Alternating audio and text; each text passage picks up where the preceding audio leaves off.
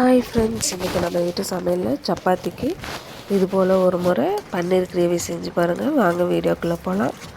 வானல் சூடானது தேவையான அளவு எண்ணெய், சோம்பு, வெங்காயம், 2 பச்சை மிளகாய் போட்டு நல்லா வதக்கி விட்டுக்கலாங்க. வெங்காயம் நல்லா வதங்கி வந்தது இஞ்சி பூண்டு தட்டி போட்டுக்கலாம். இல்லை பச்சை வடை போகிற அளவுக்கு நல்லா வதக்கி விட்டுட்டு தக்காளி, தேவையான அளவு உப்பு, தக்காளி நல்லா வதக்கி விட்டுங்க, மூடி வச்சிடலாம். நம்ம இந்த டைமில் தேங்காய் முந்திரி போட்டு தண்ணி கொஞ்சமாக ஊற்றி நைஸாக அரைச்சி எடுத்துக்கலாங்க. தக்காளி நல்லா வதங்கி வந்துடுச்சு. நல்லா வதக்கி விட்டுட்டு மசாலா ஆட் பண்ணிக்கலாங்க. மஞ்சத்தூள் 1 ஸ்பூன் அளவுக்கு, தனி மிளகாத்தூள், பெப்பர், சீரகப்பொடி, கரம் மசாலா போட்டு நல்லா வதக்கி விட்டுக்கலாங்க. நல்லா வதங்கி வந்ததும் கொஞ்சமாக தண்ணி ஊற்றிக்கலாம்.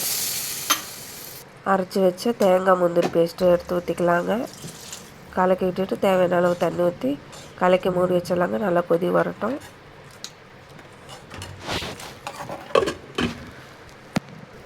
கிரேவி நல்லா கொதி வந்துடுச்சுங்க. இந்த டைமில் பன்னீர் எடுத்து போட்டுக்கலாம்.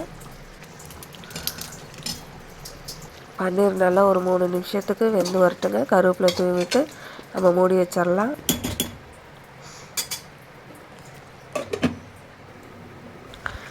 பன்னீர் கிரேவி ரெடி ஆயிடுச்சுங்க.